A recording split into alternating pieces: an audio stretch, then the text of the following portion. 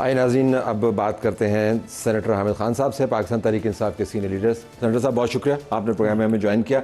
अभी मैं finance minister से बात कर रहा था तो उन्होंने बताया कि एहतजाज की कॉस्ट क्या है। हम नंबर्स में नहीं जाते हैं, लेकिन वो ज़ाहिर है कह रहे थे कि एहतजाज अगर आप टेबल पर बैठ के कर लें तो ज़्यादा बेहतर है।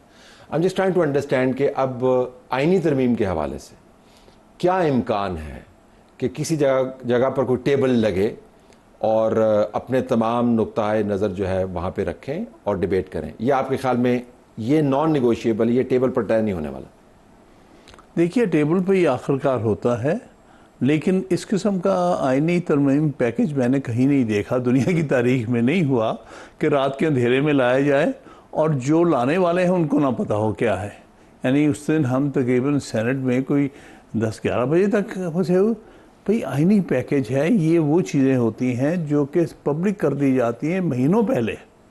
और हमारा भी एक ट्रेडिशन है, मतलब ये 1972 से अप्रैल 73 ये सारी प्रोसेस चला था आइन बनाने का, जिसका मैं क्रेडिट देता हूँ भुट्टो साहब को कि उनके पास 2/3 अक्सरियत थी।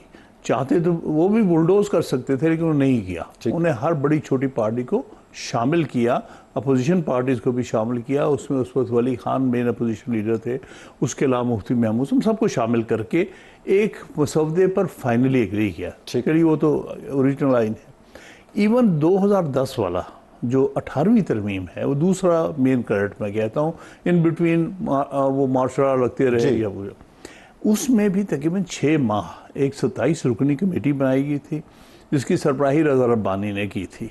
और उसमें सारी पार्टी शामिल थी, बड़ी छोटी, और उसमें बड़े अच्छे अच्छे पुराने उसमें पार्लियामेंटेरियंस भी थे, वकला भी थे, जिसमें एस एम जफर साहब थे और थे।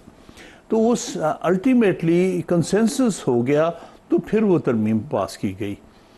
तो ये अगर पैकेज जो होता है, उसके लिए तो ज़रूरी होता कि ना सिर्फ ये कि पार्लियामेंट के अंदर डिस्कशंस हों, बल्कि ये पब्लिक किया जाए, उसमें बार एसोसिएशंस, बार काउंसिल से भी राय ली जाए, और उसके अलावा जो और हमारे यहाँ स्टेक होल्डर्स हैं, जिसमें अवाम सबसे बड़ा स्टेक होल्डर है, उनसे भी राय ली जाए, उनकी भी सिविल तंजीमों से ली जाए। तो ये कैसा पैकेज है जिसकी रात पर इल्म किसी को तो नहीं। आपको प्रोसेस पर फिर एतराज़ हुआ? अगर मफरूज़े पर मबनी सवाल अच्छे सवाल नहीं होते, क्योंकि आप you can easily knock it out कि यार ये तो मफरूज़े पर मबनी है, लेकिन चलें बहस को चलाने के लिए हम कर लेते हैं। वो ये कि अगर ये प्रोसेस शुरू हुआ होता और उसका जो मरकज़ है वो एक फेडरल कॉन्स्टिट्यूशनल कोर्ट होता और उसको ओपन कर देते, उसको डिबेट कर लेते जिस तरह आप फरमा रहे हैं, तो उस वक्त के प्रोसेस के बाद ये तजवीज़ आपकी जमात को काबिल कबूल होती, कॉन्स्टिट्यूशनल कोर्ट किसी भी फॉर्म में, एक सेपरेट कॉन्स्टिट्यूशनल कोर्ट, या नहीं? वो किसी तौर हमें कबूल नहीं होनी। लिहाजा प्रोसेस का तो मसला नहीं है, फिर सब्सटेंस का मसला। वो जो चीज़ है ना, ये एब्सोल्यूट्स में है। एब्सोल्यूट कोई जो बेसिक स्ट्रक्चर होता है कॉन्स्टिट्यूशन का, वो एब्सोल्यूट होता है, या बेसिक फीचर्स हम उसको कहते हैं। उसमें इंडिपेंडेंस ऑफ जुडिशरी, उसमें सेपरेशन ऑफ पावर्स, ये दो चीज़ें नेगोशिएट हो नहीं सकती। वो किसी पार्लियामेंट पे इख्तियार नहीं है। ये तो बहुत कंट्रोवर्शियल पार्लियामेंट है, किसी भी पार्लियामेंट को किसी तौर पर भी कबूल नहीं। दूसरी बात यह है कि जो लोग कॉन्स्टिट्यूशनल कोर्ट की बात कर रहे हैं, वो गालबन इस निज़ाम से नहीं उनको कि कहाँ होती हैं सेपरेट कॉन्स्टिट्यूशनल कोर्ट, वरना सुप्रीम कोर्ट ही हाईएस्ट फेडरल कॉन्स्टिट्यूशनल कोर्ट है। हाई कोर्ट जो हैं वो सूबों की हद तक, और जहाँ मरकज़ी हो वो उनकी हद तक कॉन्स्टिट्यूशनल कोर्ट्स हैं। आर्टिकल 199 में वो शुरू करते हैं कॉन्स्टिट्यूशनल जुरिस्डिक्शन। तो लिहाजा कॉन्स्टिट्यूशनल कोर्ट सेपरेट होने का तस्वर ही कोई नहीं। आप कह रहे हैं कि basic structure of the constitution जो है ये उसके साथ ये फिडल कर रहे हैं, तो ये तो इस बात से कतई नजर के 6 महीने पहले आती, 8 महीने पहले आती, तो रात दिन सवेर माँ का इशू नहीं था। अच्छा, अब अगर वो आईनी तरमीम की तरफ जाते हैं, अब दूसरे मफरूज़े पर अपनी सवाल है, क्योंकि यही होगा कि या आईनी तरमीम होगी या नहीं होगी। अगर नहीं होगी तो फिर 25 को ट्रांजिशन हो जाएगी और जो सीनियर यूनियन जज हैं वो चीफ जस्टिस बन जाएंगे, और ये कोर्ट ऐसे ही काम करती रहेगी। और इस जज साहबान के जो उनकी तशरीह है आइन की शिकों की, वो भी हमारे सामने मौजूद है। तो निज़ाम ख़ास तरीके से चलेगा। और अगर हो जाती है कॉन्स्टिट्यूशनल अमेंडमेंट, तब आपकी स्ट्रेटजी क्या होगी? बड़ी तबाही होगी। मैं आपको सिर्फ पार्टी की बात नहीं कर रहा, मैं बतौर वकील के कह रहा हूँ, मैं किसी सूरत कबूल नहीं करूँगा। मैं जान देना पसंद करूँगा इस किस्म की जो पैरेलल अदालत या सुप्रीम कोर्ट के ऊपर कोई अदालत, कॉन्स्टिट्यूशनल अमेंडमेंट के बावजूद फिर आप क्या करें? बावजूद भाई हम हर चीज कर गुजरेंगे। मैं अपनी तरफ से कहता हूं कि हमें लड़ना मरना पड़ जाए वकीलों को, हम लड़ मरेंगे इसके ऊपर। ये चीज नहीं कबूल करनी हमने किसी सूरत करनी। ये वो डिजास्टर है जिसका अभी तक सोच नहीं सकते। आप देखिए कभी किसी जगह पैरेलल कोर्ट निज़ाम आया है कि आप कभी इधर से चाहें फिर उधर चले जाएं? ये नहीं हो सकता। लेकिन सुप्रीम कोर्ट के अंदर जहां पे आप खुद और हमारी आपकी पिछले ज़माने में दूसरे मामलात के ऊपर भी बात होती रही, तो वो अंसर भी तो है कि आईनी शिकों को आप सियासी मामलात को तय करने के लिए इस्तेमाल करते, तो उसका भी तो कुछ तदारक होना चाहिए कि नहीं? वो होना चाहिए, उसमें कोई इनकार नहीं। मैं सबसे ज़्यादा क्रिटिकल हूँ इस सब्जेक्ट पे, सिर्फ मेरी किताब एग्जिस्ट करती है ना। सारे दौर के बारे में मैंने लिखा है, यहाँ भी गलत यहाँ भी। इसका मतलब नहीं कि अगर घर में कोई बुराई है तो घर की इमारत ढा दी जाए, ये गलत होगा। मैं ये कहता हूँ इसमें बहुत सारी, मिसाल के तौर पर जो कॉन्स्टिट्यूशनल कोर्ट की बात करते हैं, भाई कॉन्स्टिट्यूशनल बेंच बन सकता है विद इन सुप्रीम कोर्ट, वो तो कोई मसला नहीं। इंडिया ने रिजॉल्व कर ही लिया ना, इंडिया का भी यही सिस्टम है, कोई फ़र्क नहीं है इंडिया के और पाकिस्तान के सिस्टम है, जुडिशल सिस्टम में। यानी वहाँ भी high court he original constitution courts and highest constitution court supreme court है। और उसमें उन्होंने ये किया क्योंकि इस पर बड़ी लहदे हुई, 1999 की जजमेंट्स है, 94 की जजमेंट्स है, बहुत सारी जजमेंट्स है। उन्होंने एक तो बेसिक स्ट्रक्चर की बात की कि किसी सूरत हम हिलाने नहीं देंगे। दूसरी बात उन्होंने की कि हाँ कुछ क्वेश्चन जो है purely constitutional question with political impact होते हैं, उनके लिए उन्होंने 5 रुकनी एक कॉन्स्टिट्यूशनल बेंच बना दिया। उसमें सुप्रीम कोर्ट के नीचे बन गया। हाँ ठीक, वो बना सकते हैं आप। पहले 5 जजेस पर मुश्तमिल, headed by the chief justice, वो बना दें। लेकिन आइन में कहाँ पे लिखा है कि आप कॉन्स्टिट्यूशनल कोर्ट नहीं बना सकते? कहाँ पे लिखा है?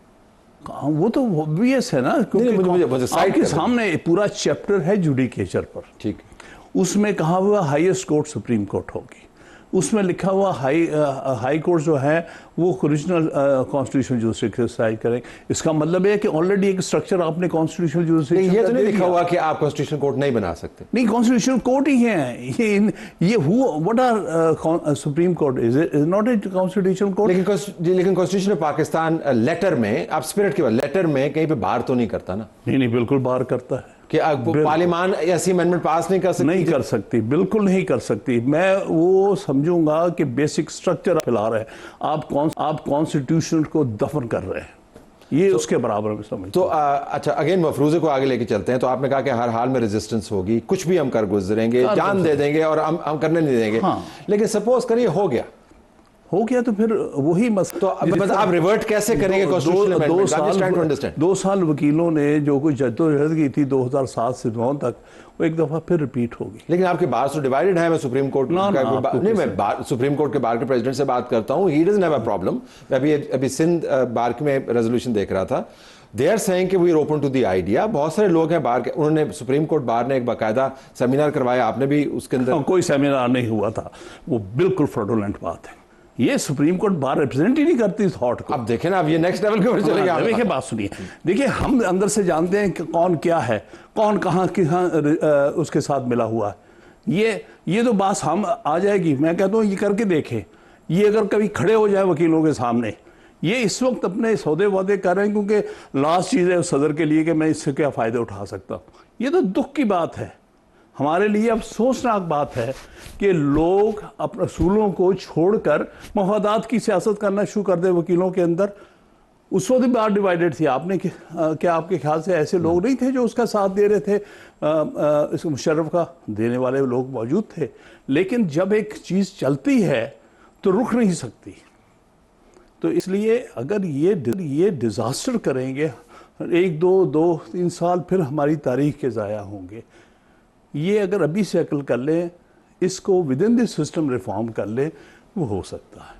लेकिन अगर आप सिस्टम को डिस्ट्रॉय करने की कोशिश करेंगे, this is destruction to my mind. देखिए सारे दुनिया के हमने कॉन्स्टिट्यूशन निज़ाम एग्जामिन किए हुए हैं। सेपरेट कॉन्स्टिट्यूशन कोर्ट सिर्फ वहाँ बंद जहाँ पर यूनिफाइड इंटीग्रेटेड कोर्ट सिस्टम नहीं होता। Pakistan, India, common law country, सब में इंटीग्रेटेड सिस्टम है, एक ही पिरामिड होता है, सेपरेट पिरामिड्स नहीं होते। लेकिन ये सिविल लॉ और ये जिनको हम कहते हैं कॉन्टिनेंटल लॉ कंट्रीज़, वहाँ पर ये सिस्टम नहीं है। वहाँ पर प्रेसिडेंट को इम्पोर्टेंस नहीं है जो कि कॉमन लॉ कंट्रीज़ में है। इसलिए वहाँ पैरेलल स्ट्रक्चर है, ये सिविल का, ये क्रिमिनल का, ये इसका, ये एडमिनिस्ट्रेटिव का, लेबर का वगैरह 6 सिस्टम साथ साथ चलते।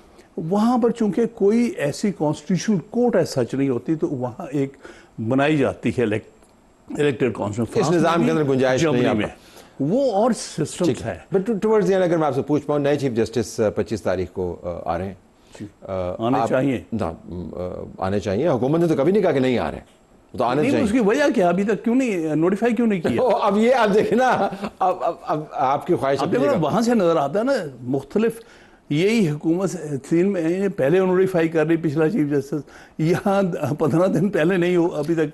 चले वो भी आपके बात दुरुस्त है, लेकिन इसके अंदर आपको प्रोसीजरल प्रॉब्लम तो नहीं आप देख रहे ना कि 25 से पहले अगर ना हुआ तो कोई वायलेशन तो नहीं है किसी चीज की? नहीं, बात यह है कि जो कुछ हो रहा है उसके पस मंजर, उसके फंसे महा, अगर ये बात ना होती, अगर अमेंडमेंट की बात ना होती तो हमें क्लियर था कि आर्टिकल 175A से बाहर तो आप निकल नहीं सकते। ठीक है, तो वो तो उसने होना ही होना, जो नेक्स्ट सीजन बहुत सा आदमी है ये नहीं रियलाइज कर रहे हैं कि आप अगर बाहर के इशारों से जुडिशल सिस्टम को ख़राब करेंगे, इसलिए कि आपको ख़तरा है कि उसमें इंडिपेंडेंट जजेस ना हो, कि इंडिपेंडेंट व्यू ना ले जाएं किसी चीज़ का, तो इसके लिए आप उसका नुकसान बहुत बड़ा पहुंचा। बिल्कुल। आखिर में ख्वाजा आसिफ जो डिफेंस मिनिस्टर ने कल एक प्रोग्राम में उन्होंने जिक्र किया कि अगर नए चीफ जस्टिस आते हैं तो फिर उनके ख्याल के मुताबिक इलेक्शन का ऑडिट होगा।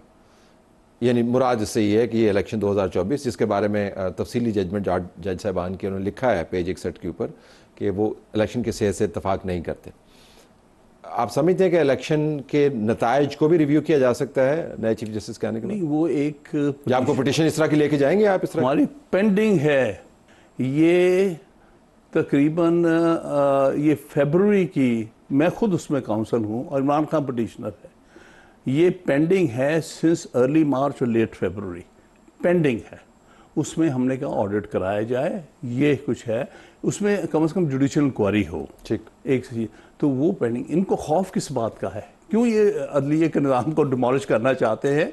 इसलिए जैसे इनकी बात, अब उन्होंने किसी ने कहा, इनसे पूछा, मुझे खुदा मालूम के वो जो कहने वाला है, तो उन्होंने पूछा मौसूफ से कि भाई उन्होंने अगर उनकी जो रिजर्व सीट्स दे दी हैं उस प्रपोजन में जिसमें आप एक्नॉलेज करते हैं कि वो सीटें आपकी नहीं है, तो किसमें क्या हो गया, हुकूमत तो आपकी फिर भी कंटिन्यू करेगी।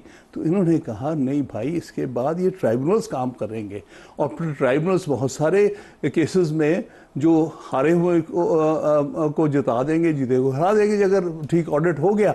तो इसलिए इनको पता है इनकी अपनी सीटें हिल रही हैं, कोई 27,000 से हारा हुआ, कोई 20,000 से, कोई 50,000 से। ये सारी चीज़ें, उस सारी चीज़ को रोकने के लिए ये आइन को तबाह करने पर बैठ तो जिसके आप मुकम्मल तौर पर मुखालिफ हैं। आपका बहुत शुक्रिया नाज़रीन। आप